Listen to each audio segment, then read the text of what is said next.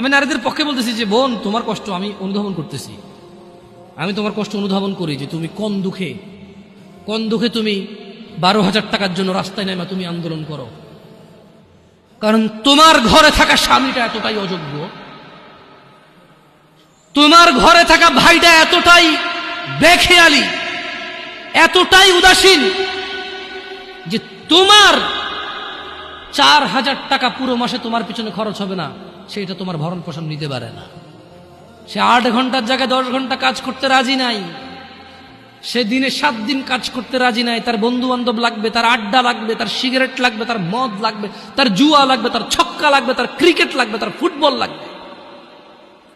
এই সবের পিছনে যতটুকু সময় ব্যয় করে, যে কোনো একটা কিছু বাদ দিলে যারা সিগারেট ধূম পায় তারা শুধু সিগারেটের টাকা দিয়ে বোন চালাইতে পারে। এমন বহু যুবক, এমন বহু পুরুষ আছে যারা সিগারেট খায় মাসে 3,000 4,000 টাকার।